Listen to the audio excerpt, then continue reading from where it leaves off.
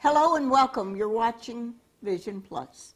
And you know that God gives us a vision for what we're supposed to do for our life, not what Thaddeus Brooks thinks I should, or Mark Behel, which you'll meet in just a minute, but he wants us to fulfill our life for him and get the vision and carry out that vision.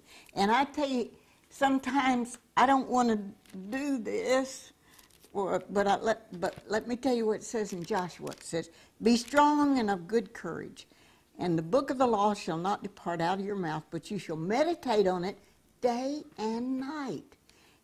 And then you shall make your way prosperous, have great success, and have I not commanded you, be strong and of good courage." It says it again.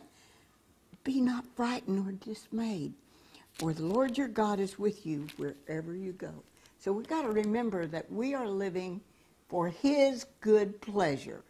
And Tony and I started this many years ago because I worked in commercial television, and I didn't always like what they wanted me to do and who they were. So he decided we would do this. So we'd like to hear from you. We're going to talk about relationships today. You know, I was at our club meeting here in the village of Providence, and one of the persons at the table said, we were talking about relationships. He said, "I haven't seen my dad in I don't know how many years, 20 years. And he said he was so hard on me, and he was very high up in the Marine Corps. Tony was Marine Corps, but he was not that high up, I guess. But he treated all of the family like he was a sergeant.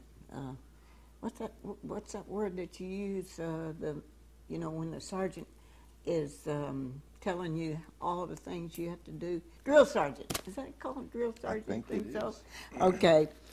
But one of the things I have observed, and Tony and I did a lot of marriage relationships, and a lot of times it's just so many people, divorces happen because one of my friends is getting a divorce, and it hurts me so bad because her husband's not paying enough attention to her. And many times the fathers and the sons in our own family, I have family members that I was talking to them and said, what are you and your dad doing? He said, "I have no relationship with my dad." And my heart breaks when people don't. But here is a person, Mark Behel, and Mark was one of my teachers in Sunday school, and then he moved took over the spiritually single. I think I need to go back to that class. But Mark Behel, welcome. Thank you. Mm-hmm. Now, you and your son just returned pretty recently, from a trip. Tell us about how that came about and what all you did. And why? Tyler, my oldest son, was in Afghanistan. Mm-hmm. He is an officer in the Army and was assigned to a combat outpost, and Mushan combat outpost, and he had a really rough year there, and he got block leave.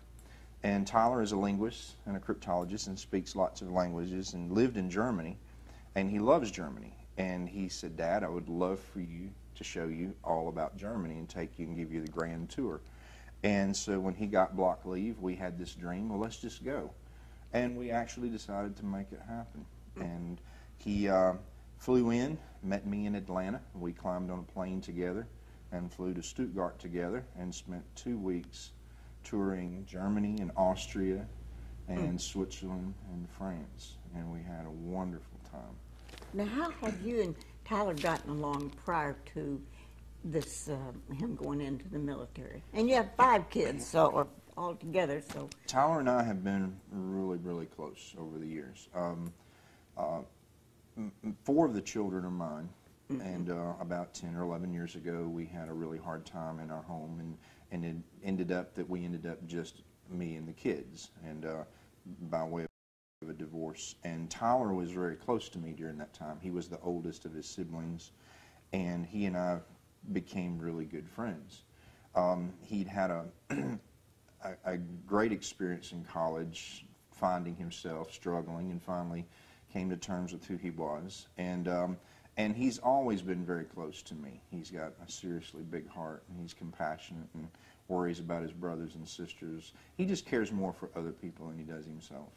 And that made me very proud. So we've always been close. We've always depended on each other. And so we always talk. We talk almost every single day, even now. He lives in Alaska, and not a day goes by that we're not on the phone talking to each other. So we've just always been really close. What part of Alaska is he? He lives in Fairbanks right now. Oh, my goodness. And I have a nephew that lives there. That kind is of cold. cold. It's very cold. He and his wife are there, and they attend church at Northern Lights Church of Christ there. I tell you what, Northern Lights are one thing to see. We were there. I spoke in Anchorage, and we took the train north to Alaska. Anyway, we took the train north and stayed at a resort, two houses from Sarah Palin's house, right on the water, and it was just the Lord I know, because the Aurora Borealis came right in. It felt like it was at the window, like you could just see it, like it was right there at the window. All the colors, the beautiful aqua, the colors of this, and then it would fade into colors of orange and red. So that he's got a beautiful place to see. He does. He does. What is he doing there? He is still in the military. He is fixing to become a captain. He handles a lot of the planning, strategic planning for missions and things like that. He's trying to move into military intelligence and maybe move into Arizona, we hope. Oh, a little yeah. closer to home, hopefully. And a little warmer. A little bit warmer, yeah. Uh-huh. So that may be in the works by the end of the year. I don't know yet. Well, when he makes captain, tell him not to do like your friend Bonnie's brother did. He was making captain, and so as the other person was retiring, he was supposed to make the speech.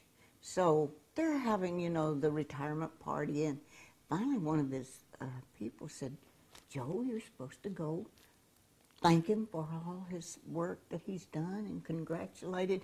Scared him so bad because he didn't know he was going to make a speech.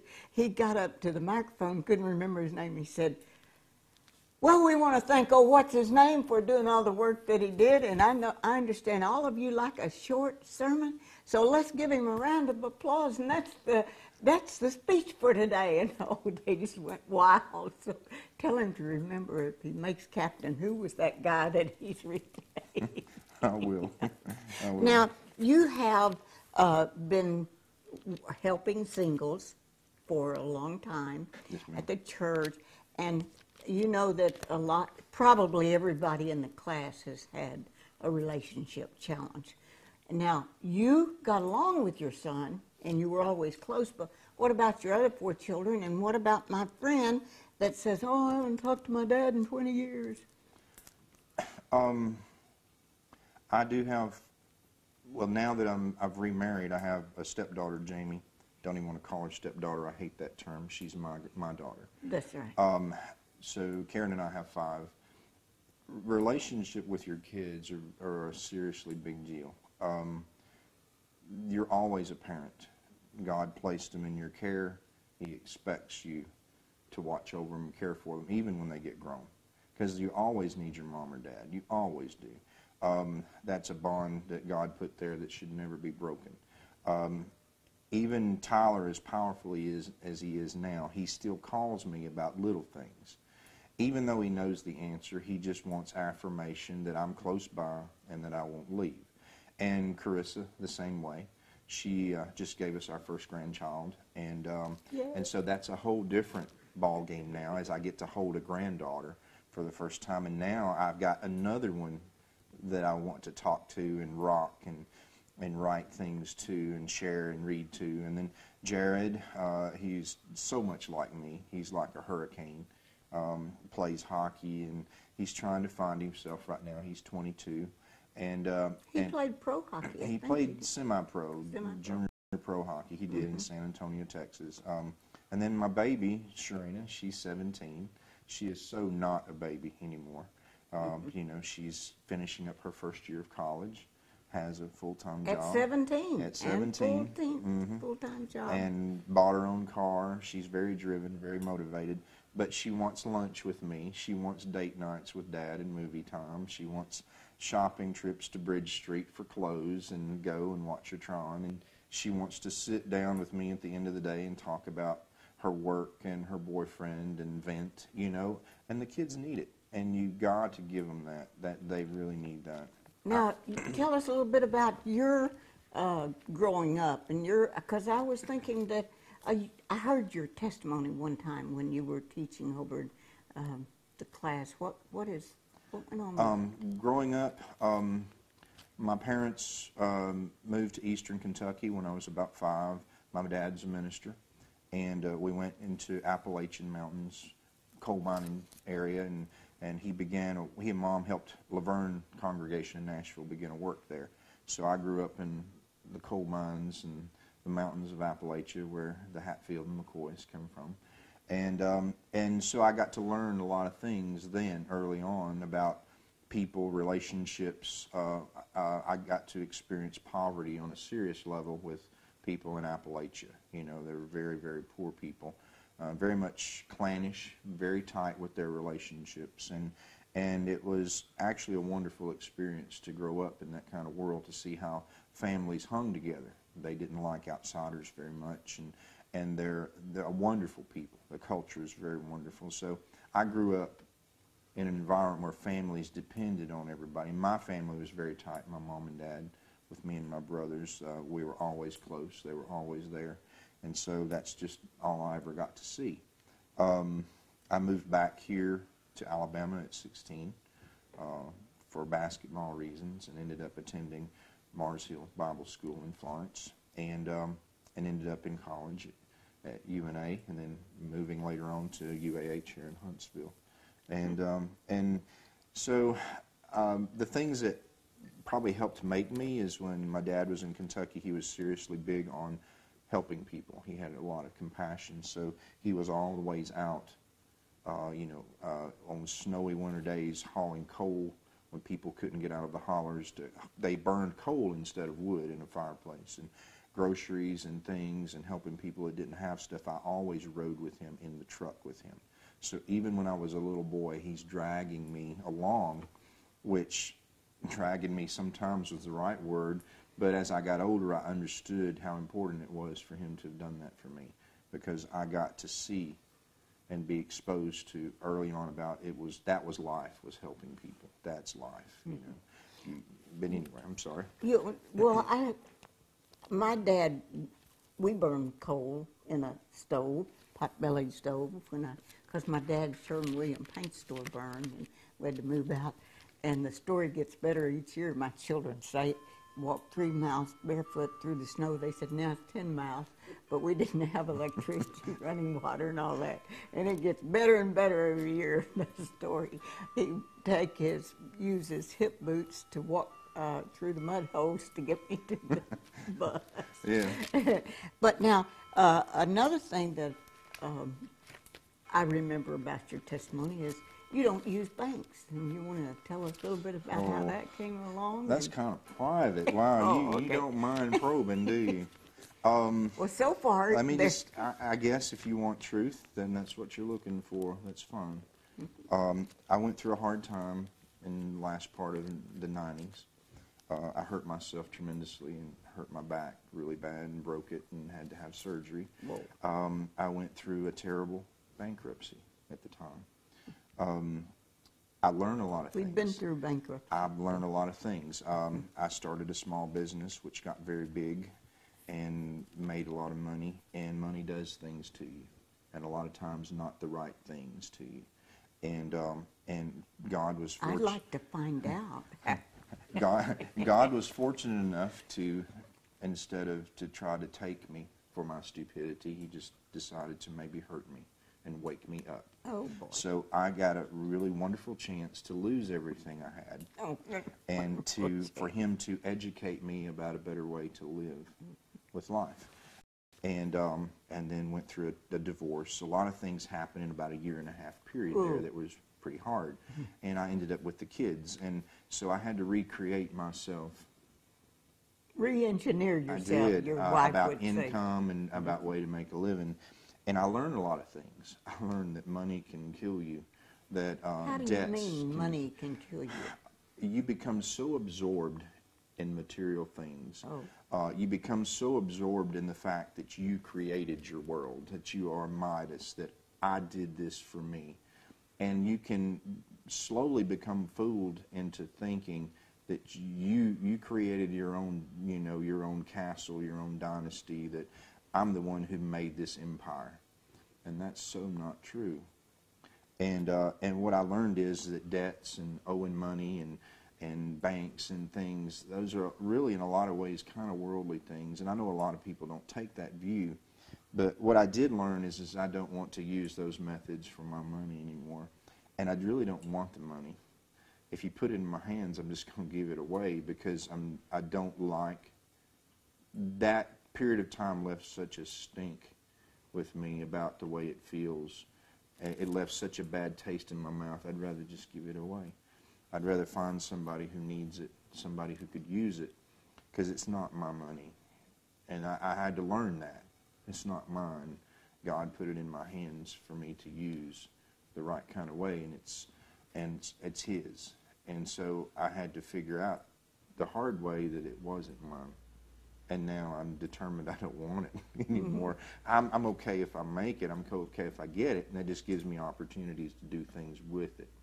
So that's the way I look at it now. How's Karen handled that and the 5 children? That's been a little tough because He is an engineer. My approach to life is very different. I don't have credit cards. I don't use banks. I don't have a checking account. I don't have a retirement or a 401k. I have no savings. I don't even try. I know without a doubt that God will take care of tomorrow, and I'm not scared of that. That's a little different for Karen. She married me. She walked into this and said, oh, my goodness, I don't know if I can handle this or not, because, she grew up in a different kind of environment, and that's okay, because we're both learning from each other. How in the world did you two meet and get married? We met on a basketball court, okay. Actually. We attended church at the same place, and we're in a single parenting program, but we basically met on a basketball court. She was playing for a church league, and they had invited, her team won all the time or whatever, and I just come into the single parenting program kind of new there, and I was invited. They found out I had a little bit of history with basketball and said, well, would you come down and play with us? And I said, sure. Said, well, we've got this team that can't be stopped kind of thing, and they've got this Hall of Fame woman basketball player down here that's just raking everybody. And I said, she's just a girl, it's just a girl. Come on. So we went down there, and I walked onto the court, and we spanked them seriously bad. And she left pretty upset with the whole situation. Really? I think she had a dislocated thumb. I think she had bruises all over her body, and she quit in the middle of the game and said, I've had enough. I don't want this anymore. Really? And so she didn't want to talk to me. And I watched her for a while and decided she's calling you now. She was a really sweet girl, and so I waited 3 or 4 months and decided that she might be worth the effort to pursue. And we did. And she's never forgotten that basketball game and uses it on occasion to remind me how ugly I can be. But, I just told her, I said, listen, this is my house. It's my court. If you come to my house to play on my court, I will win. And I'm sorry, I don't take prisoners. So she had to learn early on that I was pretty vicious. Type A personality. We're 2 alphas in the same house. Yes, we are. And the kids. Well, you seem to get along so well. It's weird, the dynamics. It's weird. 2 alphas typically can't survive together. But we have, for some reason, we give way to each other. For some reason. I don't know if it's the chemistry thing, or we both understand where the other one has come from, and we're able to see deep inside at the value of the other one. But we give way. And of course, with blending 2 houses, 2 homes into you know, two sets of kids. There are some dynamics issues there, and we've worked hard to get through those, you know. What are some of the dynamics that you've had to work Early through? on, our kids loved us. You know, my kids loved her, and Jamie and I finally got to be friends and that kind of thing. But once you come under the same roof, she's not my mother. You're not my real mother. You can't tell me what to do. You know, I don't have to listen to you. You know, there's lots of stuff. And How do you work through the blended family? What are the words you use? love and patience. What do you say when they say, "You're not my daddy"? You're right, I'm not. Okay. But I love you. I'm here. I'm here for the long haul. I will not leave you. I'm not going to push you. I will give you your space to sort it out. I'm not trying to be your dad. I'm not trying to be anything more than someone who cares about you. And as long as you keep coming at a child with, "You're right, I'm not. I'm going to love you. Even if you don't love me, I'm going to love you." Sooner or later, they wear down. Because what happens is consistency and trust really matter. Consistent, always there, and sooner or later the trust comes into play. And don't just pick and choose. You've got to be consistent on every situation. And when my kids would come at Karen, I would tell her, you know, I'm not going to defend you here. You need to defend yourself. You need to stand your ground with them. Because if you do, then they will learn to respect you. If I defend you every single time, then they're not going to learn to respect you. Stand up to them, get in their face, tell them you love them, and tell them you're not going anywhere, and you're not going to be run off. And that's the thing. They have to see that you're not going to run off. And I think that's the bottom line when they push, both sets push you. You know, they've been abandoned once before. They're really pushing to see if you've got what it takes to stay, if you're the one that can take it this time and stay. And I think they're really trying to test you. And they are terrified. They're scared. They're scared. You know, the worst thing you can do to a child is take away their stability, their home stability. You know, if dad gets scared, you know, kids are fine in the house. As long as dad's riding high and dad's strong and dad's stable, kids are fine. Now, they'll make their mistakes, but you let a parent become unstable and a parent become scared and a parent really not know which way is up, and the whole house goes nuts. They Do you can't have handle any that. suggestions for my friend that he said that he and his dad have not talked? You had any of your people to Go find him. go find him? Doesn't matter. If you haven't had a history with him, then stop worrying about the fact you haven't had a history. Go create a history. Just go to him, find him, and sit down and say, "Hey, let's put it on the table. You're my dad. I miss you." You know, I think the best things you can do for relationships is to be honest and vulnerable. Allow yourself to be vulnerable. Allow people to see that you be open enough to put your stuff on the table and say, "Dad, I haven't been a good son. Dad, this is not what we were meant to be." And don't approach him with the things he's done wrong. Don't even go there. "Dad, I don't want the years we've had to continue. I want something better with me and you." And just go tell him. I mean, every day he misses is a day lost. You know? Do you think you could help a girl that hasn't seen her mother in years and doesn't have a relationship? Go to her. It's that simple. Stop wallowing in it. Stop sitting here fretting over it. Do something about it. I mean, I run into people all day long. They're in tears and they're hurting. My life has been, I said, get up. Stop. And go change it. If you don't like the conditions you're under, then change them. You don't have to stay there. Well, Mark Beal, we started out with you and your son traveling together and him showing you Germany. I love Germany. In fact, the lady that was by me last night was from Stuttgart and that's moved here into this community because her husband worked with NASA. So they're here. But I would like to ask you, if you have some relationship challenges, I do believe with all my heart that Mark Bill would be happy to talk to you, and happy to that he and Karen could show you how a blended family can be. And it's not easy. We have a blended family, and Thaddeus has, I hardly know anyone doesn't have a blended family. And it's, we wish we could erase what went on before, but we can't. We have to go with starting today. And I think that what has helped me and my daughter, and my son, our one daughter got killed. She was a Russian interpreter, some of you know. But I think that one of the things is that we do exactly what Mark has said. Be honest, be strong, and be stable. I like that. And you cannot do that, I don't think, without the Lord Jesus Christ as your Savior, and that He died for you and for me.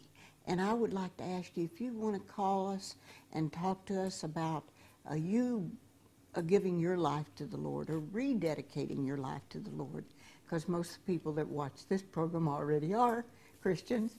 But sometimes I get a call and they're just telling me how wonderful it is. So, Mark Beal, thank you very much for sharing welcome. your Really enjoyed it. anything that you can say that would help in the last minute of the time.